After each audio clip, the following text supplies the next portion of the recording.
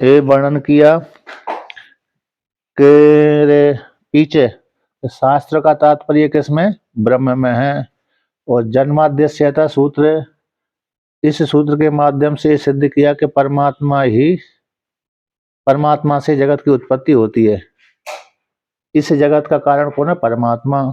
जन्मादि अस्य इति जन्माद्यस्य, जन्मादि होते हैं, जन्मादि का कारण अस्य, इस जगत का जो कारण है कौन, परमात्मा। यथा जिससे, जिससे परमात्मा से अस्य इस जगत की उत्पत्ति स्थिति संहार होते हैं। ये दूसरे सूत्र के द्वारा सिद्ध कर दिया। शास्त्रीय होनेत्वात्, इस सूत्र के माध्यम से ये सिद्ध किया कि परमात्मा परमात्मा है। शास्त्र के द्वारा एक तो जाना जाता है, शास्त्र एक प्रमाण के द्वारा, वेद एक प्रमाण के द्वारा ही परमात्मा जाना जाता है। और दूसरा है, वेद का कारण कौन है, ईश्वर ही है। वेद की उत्पत्ति भी ईश्वर करता है और वेद के द्वारा ही परमात्मा जाना जाता है, अन्य दूसरे प्रमाणों के द्वारा नहीं जाना जाता। और तीसरे चौथे सूत्र के द्वारा ये सिद्ध कर दिया कि सारे वेदों का तात्पर्य किसमें, परमात्मा है। उपनिषद कांड की जो गति है वो परमात्मा ही है। सारे वेदांत वाक्य परमात्मा को ही बोध कराते हैं तात्पर्य रूप से। और कर्मकांड और उपासना भी परंपरा से तात्पर्य पूर्वक परमात्मा का ही बोध कराते हैं। ऐसा सिद्ध कर देने के पश्चात अब कुछ श्रुति वाक्यों में ऐसे शब्द आते हैं जिसके माध्यम से पूर्व पक्ष उठता है। तो मतलब पूर्व मीमांसक आ जाते हैं, नैयायिक आ जाते हैं, सांख्य दर्शन वाले आ जाते हैं। तो सदैव सौम्य इदम अग्र आसीत, ये जो श्रुति आई है इसमें सत शब्द वाच्य परमात्मा भी है और सत शब्द वाच्य प्रकृति भी होती है। क्योंकि सत्वगुण प्रधान प्रकृति होती है, सत्वगुण रजगुण तमगुण, तीनों की साम्यावस्था को प्रकृति कहते हैं। जब तीनों का एक दूसरे में अतिक्रमण हो जाता है, सृष्टि प्रक्रिया हो जाती है। इसलिए सदैव सोम इदम अग्रासित, इस श्रुति वाक्य को लेकर, सत शब्द को लेकर के, और तद इच्छता, उसने ईक्षण किया था। तद इच्छता बहुश्याम प्रजाएया इति तत्तेजो असृजता।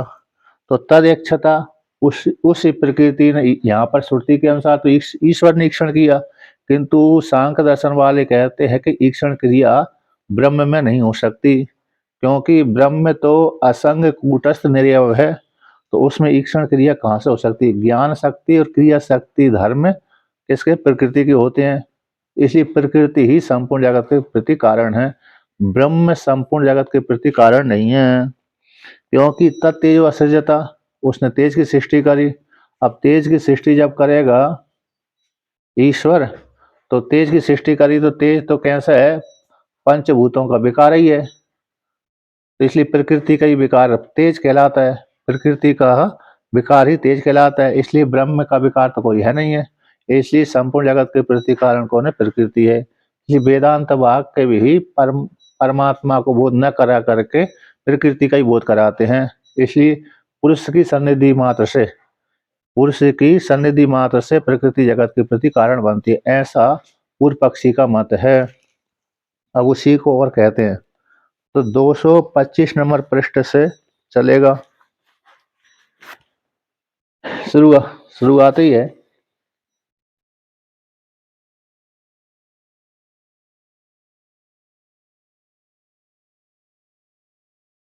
अच्छा अच्छा, ये अधिकरण। अधिकरण में तद एक्क्षता इति वाक्येन प्रधानम ब्रह्म व उच्यते। तो तद एक्क्षता, एक श्रुति आती है कौन सी, तद एक्क्षता बहुश्याम प्रजायेति तद तेजो असृजत इति, ये जो वाक्य आता है। तो उसने ईक्षण किया, पार्टी कर लेते हैं ना, तद एक्क्षेति वाक्येन, तद एक्क्षेति वाक्येन प्रधानम ब्रह्म वोच्यते।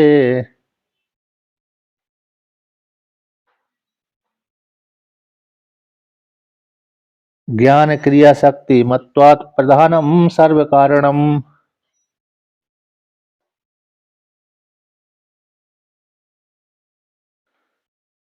ईक्षणात् चेतनम ब्रह्म क्रिया ज्ञाने तुमाया।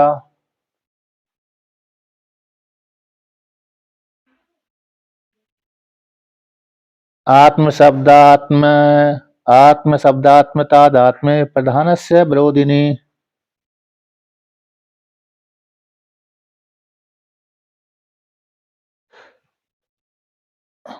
तो तदेक्षता इति वाक् तदेक्षता बहुश्याम प्रजाएय। तो ऐसा कथन करने के पश्चात ये वाक्य बोलता है कि उसने ईक्षण किया, तदेक्षता बहुश्याम प्रजाएय, उस ईश्वर ने ईक्षण किया था। तो तदेक्षता वाक्य क्या विषय हो गया, तदेक्षता वाक्य कैसे हो गया, विषय हो गया। और उसमें तो ईक्षण किया, तो ईक्षण क्रिया का विषय कौन है, ईक्षण कौन करता है, तो इसमें ईक्षण करने वाला ब्रह्म है अथवा प्रकृति है। प्रधान में सांख्य दर्शन के मत के अनुसार जो तीन गुणों की साम्य अवस्था है वो प्रधान प्रकृति कहलाती है। तो उसने ईक्षण किया अथवा ब्रह्म ने ईक्षण किया, ये संशय हो गया। तद एकता ये तो विषय वाक्य हो गया। तो विषय वाक्य हो जाने के कारण तो ईक्षण क्रिया कौन करता है, ब्रह्म करता है अथवा प्रकृति करती है। तो पूर्व पक्षी आता है, तो पूर्व पक्षी कहता है ज्ञान शक्ति क्रिया शक्ति मत्वात्, ज्ञान शक्ति और क्रिया शक्ति वाली प्रकृति है, इसलिए प्रधान ही संपूर्ण जगत के प्रति कारण है। क्योंकि ज्ञान शक्ति और क्रिया शक्ति किस में होती है, प्रधान में होती है, ब्रह्म में हो नहीं सकती। अब ब्रह्म में क्यों नहीं हो सकती, क्योंकि ब्रह्म में असंग कूटस्थ निरवय है। कैसा है, असंग है, कूटस्थ है, निरअवयव है। इसी हेतु से ब्रह्म जगत के प्रति कारण नहीं हो सकता, बल्कि प्रधान प्रकृति ही जगत के प्रति कारण है। इसलिए और कैसे प्रधान प्रकृति में जगत सृष्टि कैसे होती है कि पुरुष की सन्निधि मात्र से, जैसे लोहे की चुंबक है, चुंबक और लोहे जब पास पास में रहते हैं तो चुंबक के सन्निधि मात्र से लोहे में चेष्टा उत्पन्न हो जाती, उसी प्रकार से प्रकृति जीवों को भोग उगाने के लिए तो पुरुष के सन्निधि मात्र से सृष्टि कार्य कर देती है। जब जीवों का भोग समाप्त हो जाता है तब महाप्रलय हो जाती है। जब तीनों गुणों की साम्य अवस्था हो जाती है, मतलब एक गुण दूसरे गुण में अतिक्रमण नहीं करते, तब महाप्रलय हो जाती है। जब एक गुण दूसरे गुण के ऊपर अतिक्रमण करने लगते हैं तो सृष्टि चालू हो जाती है।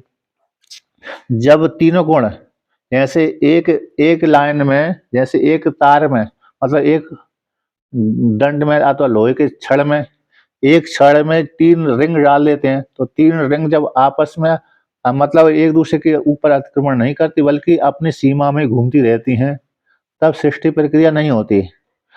उस जैसे एक छड़ में तीन रिंगों को डाल दिया और तीन जो रिंग होती हैं वो अपनी अपनी सीमा में घूमती रहती हैं, तब जब अपनी अपनी सीमा में घूमती रहती हैं उस काल में तो प्रकृति की साम्यावस्था कहलाती है, अर्थात एक दूसरे के अतिक्रमण नहीं करती।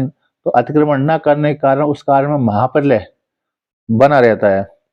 अब एक दूसरे के जो अब दूसरे दृष्टांत देते हैं तो सारे सृष्टि कैसे करती है, जैसे रस्सी है, तो रस्सी जब होती है ना रस्सी की, तो रस्सी को जब तीन तीन रस्सी ले लिया, उसको जब बलपूर्वक घुमाते हैं रस्सी को तो एक दूसरे के ऊपर रस्सी चढ़ जाती है। तो तीन वाली होती है ना रस्सी, कभी दो से कभी तीन से, तो तीन रस्सियों को जब आपस में अंटा देंगे तो एक दूसरे के ऊपर अतिक्रमण हो जाता है। तो वही एक दूसरे के ऊपर अतिक्रमण होगा तो वही सृष्टि क्रिया आरंभ हो गई। जब छड़ के अनुसार एक छड़ में तीन रिंग डालेंगे तो एक दूसरे के ऊपर अतिक्रमण नहीं होगा, इसलिए साम्य अवस्था कहलाएगी। इसलिए ज्ञान शक्ति और क्रिया शक्ति ये दोनों प्रधान प्रकृति में होते हैं, आत्मा में होते नहीं है, इसी हेतु से प्रधान संपूर्ण जगत के प्रति कारण है। तो सिद्धांति कहता है ना, ऐसी बात नहीं है। ईक्षणात चेतनम ब्रह्म, ईक्षण क्रिया चेतन ब्रह्म में ही हो सकती है, जड़ में नहीं हो सकती, क्योंकि विचार किस में आता है, ब्रह्म में चेतन में आता है। अब जड़ जो प्रकृति है अथवा रथ है, जैसे रथ है उसमें न ईक्षण हो सकती, हाँ क्रिया तो हो सकती है। कोई चेतन चेतन जीवात्मा जब रथ के ऊपर बैठेगा तब उसमें क्रिया हो सकती है, किंतु स्वतंत्र पूर्वक रथ में कोई भी क्रिया उत्पन्न हो नहीं सकती, स्वतंत्र पूर्वक। इसलिए स्वतंत्र पूर्वक रथ में कोई क्रिया नहीं होती, बल्कि चेतन जब बैठेगा तभी रथ में क्रिया हो सकती है। इसलिए लेकिन ईक्षण क्रिया कौन कर सकता है, कि चेतन ही कर सकता है। बिना चेतन के ईक्षण क्रिया जड़ में नहीं होती। इसलिए चेतन ब्रह्म ईक्षण करने वाला होने से तो ब्रह्म ही संपूर्ण जगत के प्रति कारण है। तो पूर्व पक्षी कहता है तो ज्ञान शक्ति क्रिया शक्ति तो प्रधान प्रकृति कर्म है, ब्रह्म में तो असंकूटस्थ है, उसमें ज्ञान शक्ति क्रिया शक्ति कहाँ से आएगी।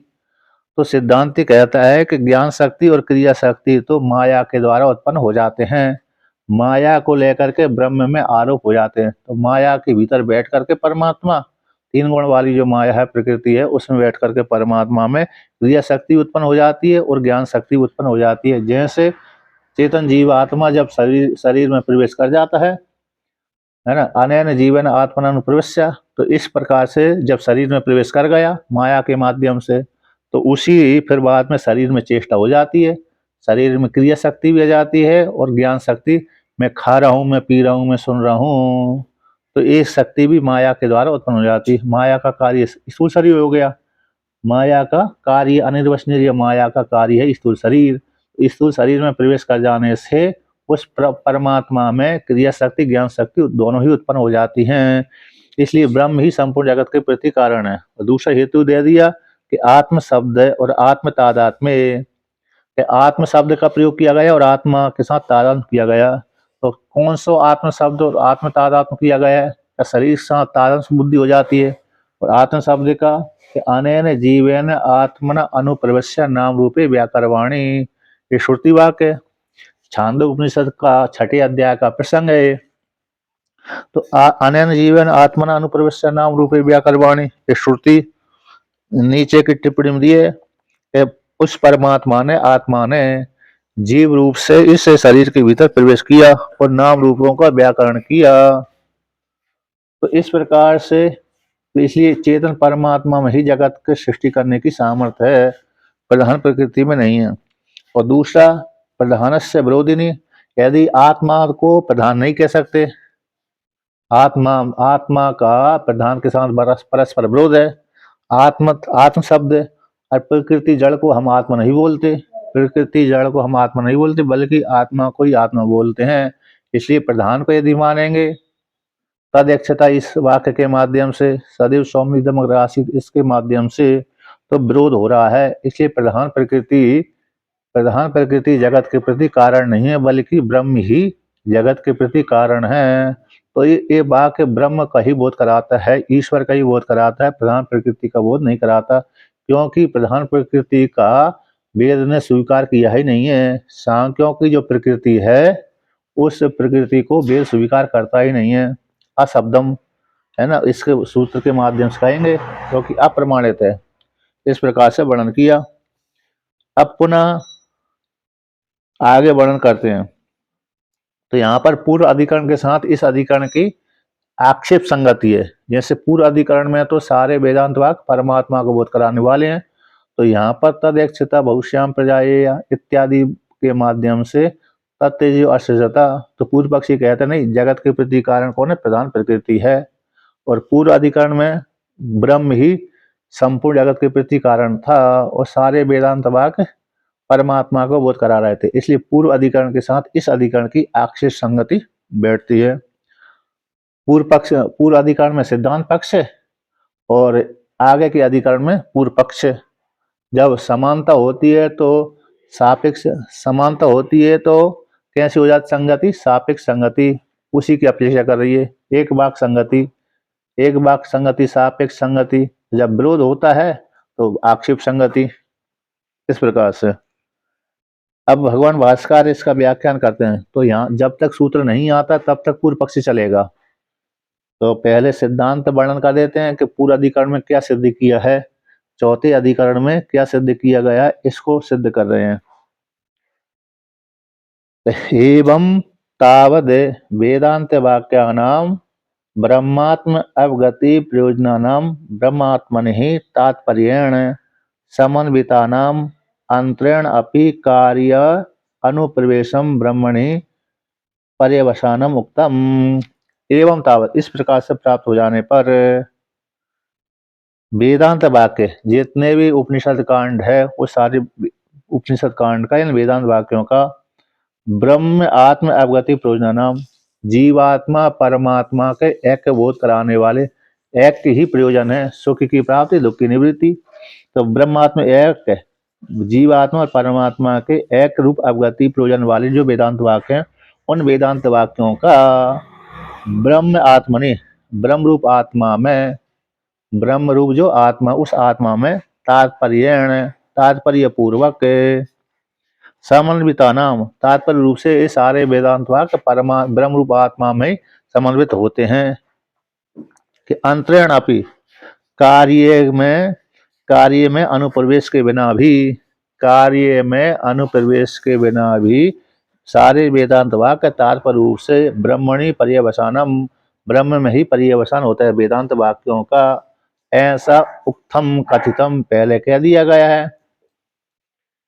तात्पर्य रूप से का जिनका प्रयोजन है ब्रह्म में ही तात्पर्य रूप से समन्वित है, ऐसे वेदांत वाक्य कार्य के संबंध के बिना भी, तो कार्य अनुप्रवेशन, कार्य के संबंध के बिना भी, अंतरण बिना, तो कार्य में प्रवेश किया बिना ही, संबंध माने बिना ही सारे वेदांत वाक्य इसमें परमात्मा में ही तात्पर्य रूप से बोध कराते हैं। जीव और परमात्मा का एक बोध कराते हैं अथवा स्वतंत्र रूप से परमात्मा का बोध कराते हैं। इति युक्तम, ऐसा चौथे सूत्र में कह दिया, चौथे अधिकरण में वर्णन कर दिया।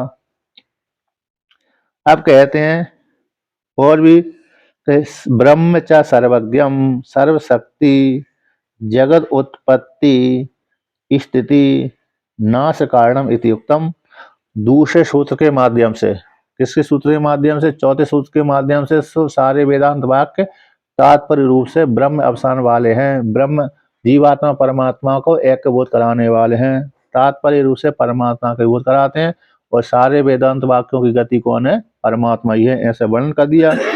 और दूसरे सूत्र के माध्यम से, जन्माद्य से ऐता सूत्र के माध्यम से, जो सर्वज्ञ ब्रह्म है माया शक्ति को लेकर के, तो माया को लेकर के सर्वज्ञ बनता है ईश्वर है, तो परम ब्रह्म कैसे सर्वज्ञ है, सर्वशक्ति वाला है, सारी माया शक्ति को लेकर के, माया शक्ति को लेकर सर्वशक्ति कहा गया। सुसुप्ति में जाने पर वहां पर असंग रूप से बना रहता है, तुरीय अवस्था में असंग है ही है, लेकिन सुसुप्ति में भी इस प्रकार से असंग ही बना रहता है, इसलिए, लेकिन वहां पर माया शक्ति, माया रहती, अज्ञान रहती, इसलिए जीवात्मा नहीं जानता, लेकिन सुख दुख का भान वहां भी यद्यपि हो, सुसुप्ति अच्छी हुई तो सुख प्राप्त होता है, सुसुप्ति अच्छी नहीं हुई तो फिर जीव व्यक्ति सो करके जब उठता है ना तो दुख सा लगता है, सरदर्द सा होता रहता है। योग वासिष्ठ में वर्णन किया गया, जागृत सुप्ति, जागृत सुसुप्ति, स्वप्न सुसुप्ति, सुसुप्ति सुसुप्ति, ऐसा आता है। जागृत स्वप्न, जागृत जागृत, जागृत स्वप्न, जागृत सुसुप्ति, स्वप्न स्वप्न, स्वप्न जागृत, स्वप्न सुसुप्ति, सुसुप्ति सुसुप्ति, सुसुप्ति स्वप्न, सुसुप्ति जागृत है, ऐसा तीनों का, जागृत स्वप्न सुसुप्ति तीनों का वर्णन योग वासिष्ठ में वर्णन किया है। तो यहाँ पर जैसे सुसुप्ति अवस्था में जीव और परमात्मा के साथ 9 प्रकार, हाँ, तीन प्रकार के 9 प्रकार का होगा, योग वशिष्ठ में आता है, वो ये प्रसंग है, दूसरी जगह नहीं आता। उपनिषदों में तो 10 उपनिषद में तो ऐसा नहीं आया, लेकिन योग वशिष्ठ में ही आया प्रसंग। तो कहते हैं ब्रह्म के सर्वज्ञ परमात्मा कैसे है, जन्माद्य से तत्सूत्र के माध्यम से सर्वज्ञ है, सर्वशक्ति वाला है, क्योंकि शक्ति ना हो तो जगत की उत्पत्ति नहीं कर सकता, पालन नहीं कर सकता, संहार नहीं कर सकता, इसलिए परमात्मा जगत के प्रति, जगत की उत्पत्ति करता है, जगत का स्थिति यानी पालन करता है, और नाश यानी संहार कर देता है। इति, तो जगत के प्रति जो सर्वशक्ति परमात्मा है, उत्पत्ति करने वाला, पालन करने वाला, संहार करने वाला कारण है। इति उत्तम कह दिया गया दूसरे सूत्र के माध्यम से, और तीसरे सूत्र के माध्यम से, तीसरे सूत्र के, दूसरे सूत्र के माध्यम से और तीसरे सूत्र के माध्यम से ब्रह्म जगत के प्रति उत्पत्ति स्थिति संहार करने वाला है, सर्वज्ञ है, क्योंकि यदि ज्ञान ही नहीं होगा ब्रह्म को तो जगत की उत्पत्ति कैसे कर सकता है। कुम्हार को यदि घट का ज्ञान ना हो, घट बनाने की कला ना आती हो कुम्हार को, तो घट का निर्माण कुम्हार नहीं कर सकता। तो कुम्हार घट को तभी निर्माण कर सकता है, घट की बनाने की कला उसको पास में होगी। अब ऐसा प्राप्त हो जाने पर सिद्धांत के द्वारा सिद्धांत का प्रतिपादन कर दिए जाने के पश्चात अब सांख्यवादी आते हैं कि घटना को अनुवाद करके आक्षेप लक्षण अवान्तर संगति कहते हैं।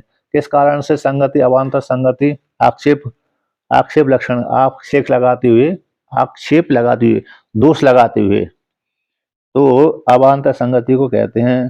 क्या है, तो सांख्यवादी आते हैं सबसे पहले। तो सांख्यादयस्तु परिनिष्ठितम वस्तु प्रमाणम प्रमाणांतरम प्रमाणांतरगम्यम एविति मन्यमानः प्रधानादीनि आदीनि कारणांतराणि अनुभीमानास तत्परतया एव वेदांत वाक्यानि योजयन्ति। सर्वेषु वेदांत वाक्येषु सृष्टि विशेषु अनुमानेन एव कार्येण कारणम लीलक्षयिषितम्। तो यहाँ पर कहते हैं सांख्य आदयस्तु आदि शब्द से नैयायिक आ जाएंगे, बौद्ध आ जाएंगे, जैन आ जाएंगे, अनन्यवादी आ जाएंगे। तो विशेष रूप से वैशेषिक आ जाएंगे, सांख्य और वैशेषिक दोनों आ रहे हैं विशेष रूप से।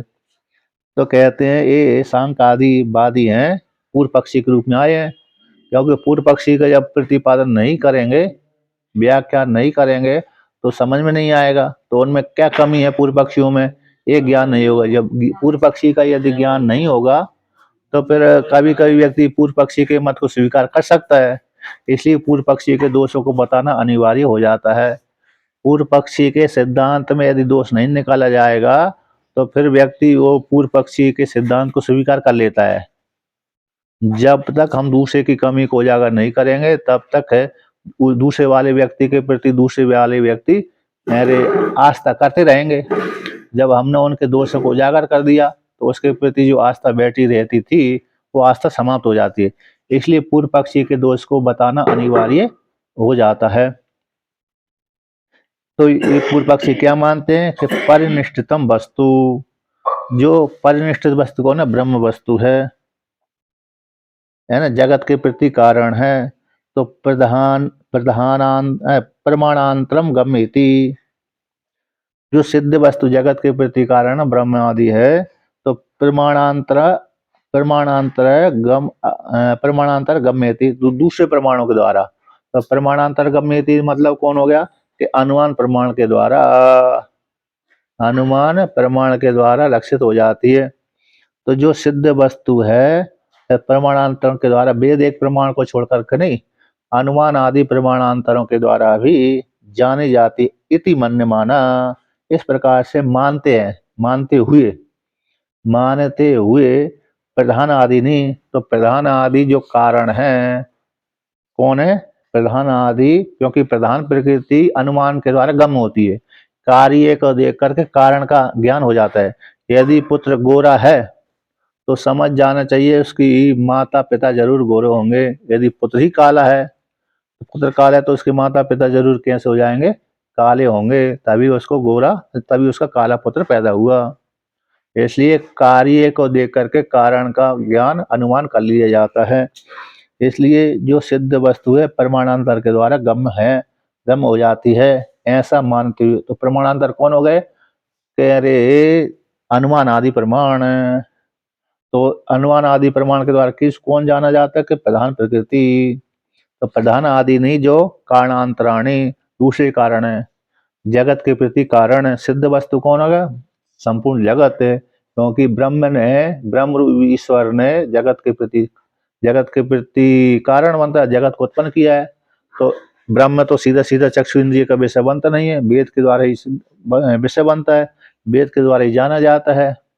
इसलिए तो जो सिद्ध वस्तु ब्रह्म है वो जगत के प्रति कैसे कारण हो सकती है, इसमें आक्षेप है। इसलिए प्रमाणांतर के द्वारा गम होता है कि कार्य को देख करके कारण का अनुमान ज्ञान हो जाता है। तो कारण कौन हो गया यहाँ पर, प्रकृति, अणुवादी आदि, ब्रह्म जगत के प्रति कारण नहीं है, ऐसा पूर्व पक्षी मानते हुए अभी कारणांतराणी।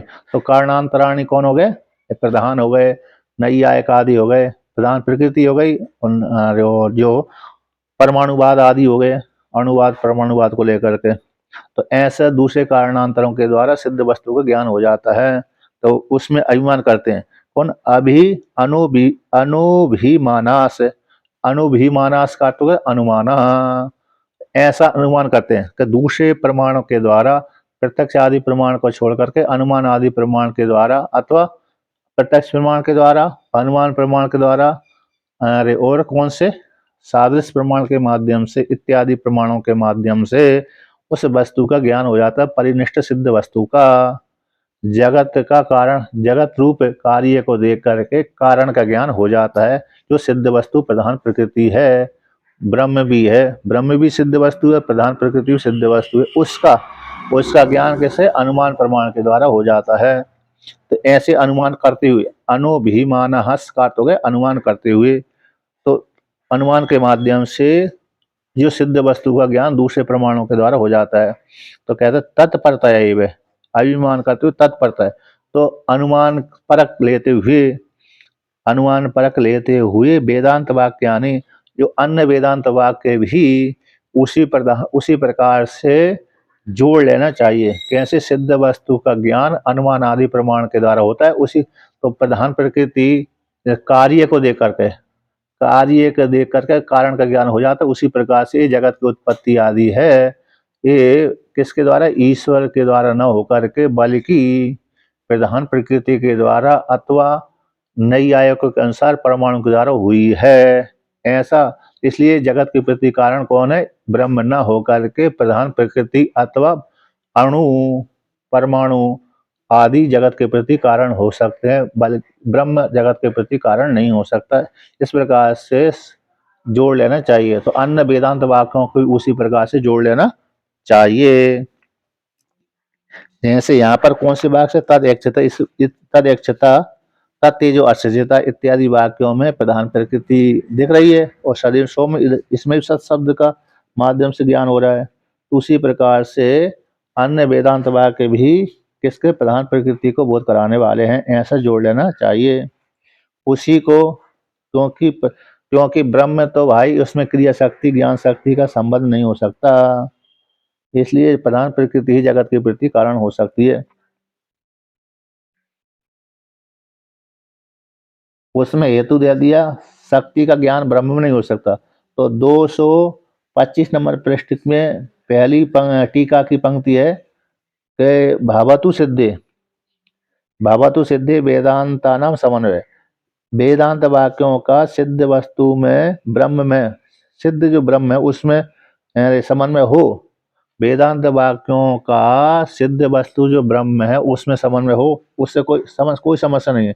तथापि फिर भी मानांतर अयोग्य ब्रह्मणे, प्रमाणांतर का विषय परमात्मा नहीं बनता, प्रत्यक्ष प्रमाण का विषय नहीं बनता, अनुमान प्रमाण के द्वारा विषय नहीं बनता, उपमान प्रमाण का विषय नहीं बनता, अनुपलब्धि अर्थापत्ति आदि प्रमाण का विषय परमात्मा नहीं बनता, एक वेदांत को छोड़ करके। तो प्रमाणांतर के द्वारा विषय न होने पर ब्रह्म में शक्ति ज्ञान का संबंध नहीं हो सकता, शक्ति ज्ञान का क्या नहीं हो सकता, संबंध नहीं हो सकता। इसलिए क्योंकि शक्ति यदि नहीं है तो फिर कैसे वस्तु का बोध होगा। तो शक्ति ग्रह का संबंध न होने से कूटस्थ अविकारी, जो कूटस्थ परमात्मा अविकारी है उसमें कारणांतर का संभव नहीं है। तो कारणांतर का संबंध न होने से न समन्वय वेदांत वाक्य, न वेदांत वाक्यों का समन्वय नहीं हो सकता। किंतु सर्गादि कार्यम प्रति, कहते हैं सर्गादि कार्य है, कौन से, सर्गादि जो कार्य है उसके प्रति वो कौन हो सकता है, जड़ प्रतिकम, क्योंकि कार्य भी जड़ है तो उसका कारण भी जड़ होना चाहिए। सर्गादि जो कार्य है वो कैसे, जड़ प्रकृति वाला है, तो जड़ प्रकृति तो जैसा कार्य होगा वैसे ही कारण होगा। यदि गोरा पुत्र है तो गोरा ही कारण उसकी माता पिता होने चाहिए, यदि काला पुत्र है तो उसके माता पिता काला होना चाहिए। तो सर्गादि जैसे कार्य जड़ है, जड़ प्रकृति वाला है, उसी प्रकार से उसका कारण भी जड़ होना चाहिए। तो सर्गादि कार्यम जड़ प्रतिगतम कार्यत्वाद घटवत, तो यहाँ पर अनुमान किया है जैसे सर्गादि कार्य जड़ प्रकृति वाला है कार्य होने से, तो घट के समान, दृष्टांत देती घट के समान, विमतम सर्गादि कार्य जड़ प्रकृतिकम, कैसे, जड़ प्रतिकम, जड़ के द्वारा, जड़ प्रकृति, जड़ है प्रकृति जिसका, जगत के प्रति कारण कौन है, जगत जैसे जड़ है उसी प्रकार से वो जगत जड़ प्रकृति के द्वारा ही उत्पन्न हो सकता है कार्य होने से, घट के समान दृष्टांत दे दिया। क्योंकि कार्य जब जड़ है तो उसका कारण भी जड़ ही होगा। कारण जड़ है, कार्य जड़ है और कारण चेतन हो, ये संभव नहीं है। घट जड़ है और उसका उपादान कारण प्रकृति मृतिका चेतन हो, ये संभव नहीं है। इसलिए ऐसा अनुमान किया कि जो सर्गादि कार्य जड़ प्रकृति वाला होने के योग्य है, क्योंकि कार्य होने से घटवत है। ऐसे अनुमान गम्य, इस अनुमान के द्वारा सिद्ध कर दिया कि त्रिगुण प्रधान में ही, 3 गुण वाली जो प्रधान प्रकृति है उसमें ही समन्वय है तिनका वेदांत वाक्यों का। इसलिए प्रधान प्रकृति ही संपूर्ण जगत की प्रति उत्पत्ति स्थिति संहार करती है, ना कि ब्रह्म। ये सारे वेदांत वाक्य इसमें प्रकृति को बोध कराते हैं। इन सांख्यों के मत के अनुसार जो प्रधान प्रकृति है वही बोध कराते हैं, क्योंकि सदैव सौम्य, इसमें सदैव सत एव, तो सत ही, तो सत में सत शब्द प्रधान प्रकृति का वाचक है। और तब तेज असित, उसने तेज की सृष्टि करी। इस प्रकार से इन वाक्यों के माध्यम से ये सिद्ध होता है कि प्रधान प्रकृति ही जगत के प्रति कारण है, अन्य जगत के प्रति कारण नहीं है। इसलिए सिद्ध जो ब्रह्म वस्तु है मानांतर के द्वारा मानांतर गम एव इति आग्रह, तो इसलिए सिद्ध वस्तु को जगत के प्रति कारण प्रधान प्रकृति हो जाने से सिद्ध वस्तु जो ब्रह्म है और मानांतर गम एव इति आग्रह, मानांतर के द्वारा गम हो जाएगी, ऐसा आग्रह करते हैं शक्ति ग्रहण करने के लिए।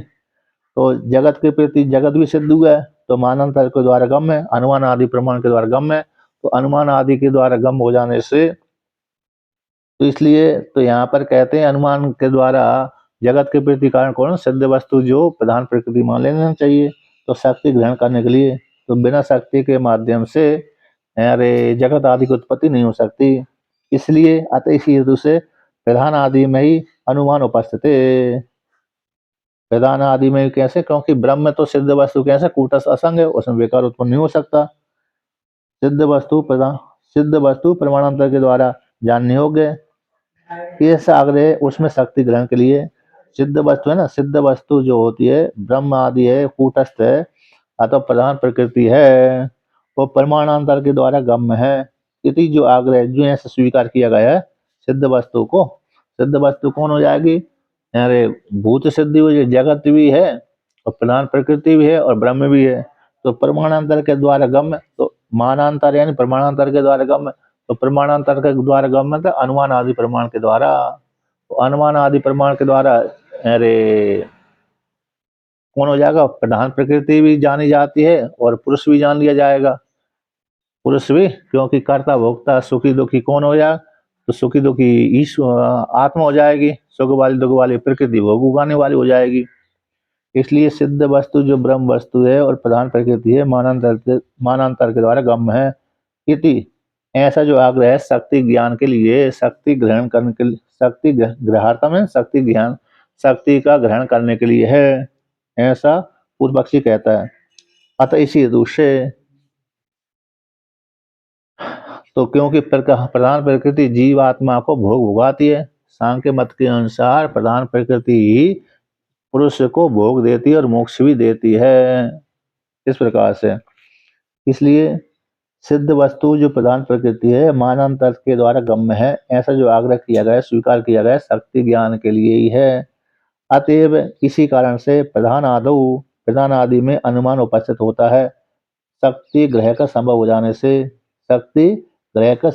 से। इसलिए तात्पर्य रूप से वेदांत वाक्यों को तत्परता रूप से वाक्यों को जोड़ लेना चाहिए। किसमें, प्रधान आदि में। प्रधान आदि ही संपूर्ण जगत के प्रति कारण है, अन्य कोई जगत के प्रति कारण नहीं है। और भी कहा गया कि तेसा सौम्य सुंगेन सन्मूलम इन्वच्चा, हे सौम्य तेज रूप कार्य के माध्यम से मूल का खोज करने की इच्छा करो। तो जैसे घट रूप जो कार्य है, तो घट रूप कार्य के माध्यम से उसका मूल कारण कौन है, तो मूल कारण अरे मृतिका हो जाएगी। जैसे आभूषण है, आभूषण कार्य हो गया, तो आभूषण रूप कार्य के द्वारा लिंग, तो लिंग रूप कार्य के माध्यम से उसका कारण है, कारण का ज्ञान हो जाता है।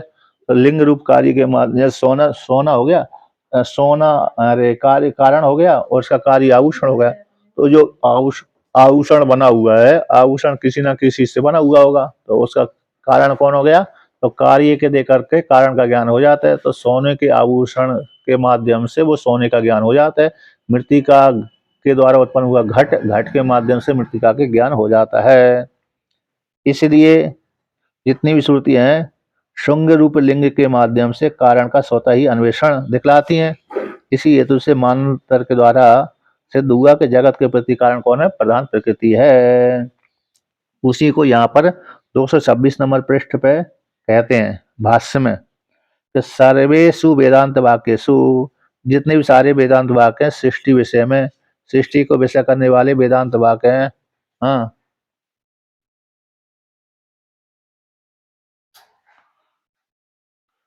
सुंग सुंग सुंग सुंग रूप कार्य को देख करके, सुंग यानी कार्य, कार्य को देख करके, कार्य रूप को देखकर कारण का ज्ञान हो जाता है। मृति का रूप घट रूप कार्य को देख करके, घट रूप जैसे जैसे पर्वत बनिमा धूमत्वात् है, तो ये लिंग हो गया, कौन हो गया? धूम। तो धूम रूप लिंग के माध्यम से, तो धूम रूप लिंग के माध्यम से अग्नि का बोध हो जाता ना। उसी प्रकार से यहाँ पर शुंग रूप लिंग के माध्यम से, कार्य के माध्यम से कारण का ज्ञान हो जाता है। शुंग यानी कार्य, लिंग, शुंग यानी लिंग, शुंग रूप लिंग यानी चिन्ह। तो जैसे मृत्यु का चिन्ह, मेरे घट चिन्ह ले लिया, लड़का ले लिया, अथवा अरे लड़की ले लिया, अथवा धूम ले लिया। तो जैसे धूम रूप लिंग के माध्यम से अग्नि का ज्ञान हो जाता है, उसी प्रकार से घट घट बना हुआ है। तो घट बना हुआ तो घट रूप कार्य को देखकर, घट रूप कार्य रूप लिंग को देख करके उसका कारण का ज्ञान हो जाता है। किसके द्वारा बना हुआ है? आभूषण को देख करके, है ना। सोने के द्वारा, सोने से बना हुआ आभूषण, आभूषण को देख करके ज्ञान हो जाता है कि आभूषण किसके हैं, सोने के हैं कि चांदी के हैं कि पीतल के हैं। तो लिंग हो गया कौन? आभूषण। आभूषण रूप लिंग को देख करके उसके कारण का ज्ञान हो जाता है। तो दृष्टांत दूसरा हो गया, तो लड़का लड़की को देख करके उसके माता पिता का ज्ञान हो जाता है। इसलिए यहाँ पर कहा गया संग रूप लिंग को देख करके, लिंग के माध्यम से कारण का स्वतः ही अन्वेषण श्रुतियां दिखलाती हैं। तो कारण का ज्ञान, तो कार्य के द्वारा कारण की खोज करो।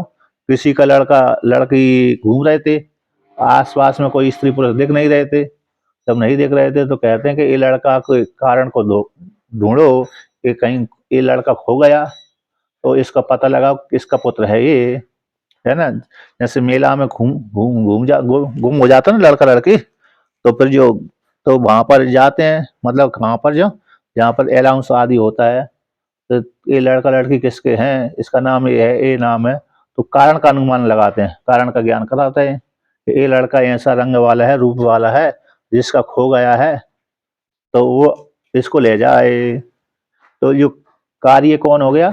कारण चिन्ह कौन होगा? लड़का लड़की, जो छोटे बच्चा बच्ची है, उसके माध्यम से उसके माता पिता के पास में पहुंचा जाता है, ज्ञान करा दिया जाता है। यही हो गया। तो कार्य हो गया जगत, तो कार्य रूप जगत के माध्यम से कारण प्रकृति का ज्ञान हो जाता है।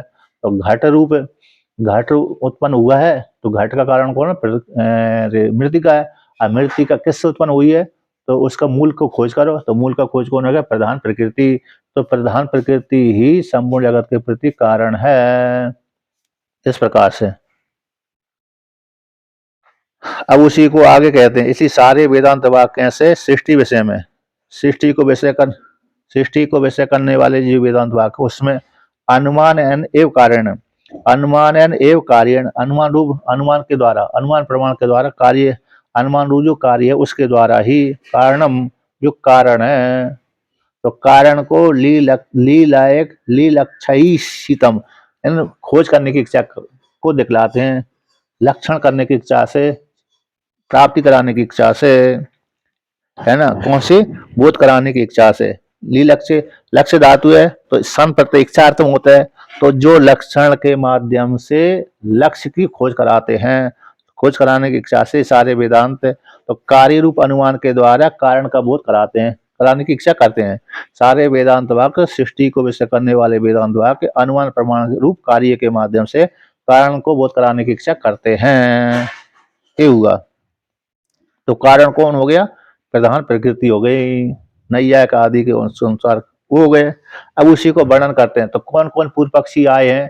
कार्य के माध्यम से कारण का बोध कराते हैं सारे वेदांत वाक्य, है ना। कार्य रूप लिंग के माध्यम से कारण रूप जो लिंग है, वो है प्रकृति है, उसका बोध कराते हैं। तो यहाँ पर प्रकृति कौन, जगत के प्रति कौन कौन कारण बनते हैं? उसको लेकर के यहाँ पर वर्णन करते हैं। तो प्रधान पुरुष संयोग नित्य अनुमेय इति सांख्य मन्यन्ते। कहते हैं प्रधान और पुरुष के संयोग है, प्रधान प्रकृति हो गए, पुरुष हो गए, पुरुष इन दोनों का संयोग नित्य है, और ये दोनों कैसे हमेशा अनुमेय इति अनुमेय कहलाते हैं, यानी कार्य को देख करके कारण ज्ञान होता है। प्रधान प्रकृति जो नैया मेरे सांख्यवादियों की जो प्रकृति है प्रत्यक्ष नहीं होती, प्रत्यक्ष प्रमाण के द्वारा नहीं जानी जाती, बल्कि किसके द्वारा जानी जाती है कि अनुमान प्रमाण के द्वारा ही जानी जाती है।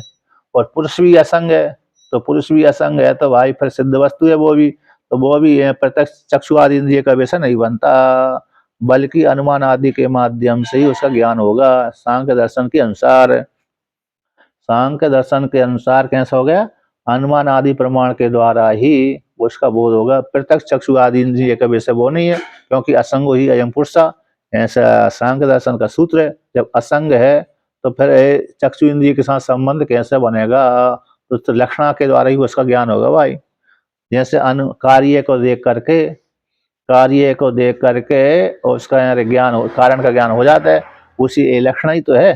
कार्य को देख लिया तो कारण का अनुमान कर लिया इसने, कारण का ज्ञान हो गया, तो लक्षण ही हो गए। गंगायाम घोषा, तो शक्ति वृत्ति से तो सीधा सीधा अरे शब्द है, गंगा में घर बता रहा है, लेकिन गंगा में घर नहीं हो सकता, लक्षण के द्वारा कहाँ पर घर होगा, नदी के किनारे घर होगा।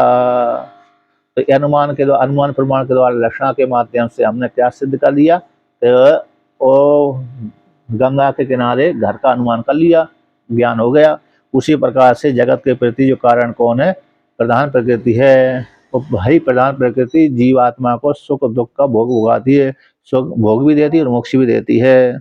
इसलिए यहाँ पर कहते हैं प्रधान पुरुष का जो संयोग है नित्य है, प्रधान पुरुष का संयोग, उस संयोग के माध्यम से जब प्रधान प्रकृति और पुरुष दोनों का संयोग हो जाते हैं, और जहाँ प्रधान प्रकृति दोनों कैसे हैं, नित्य अनुमेय है, ऐसा सांख्य मानते हैं।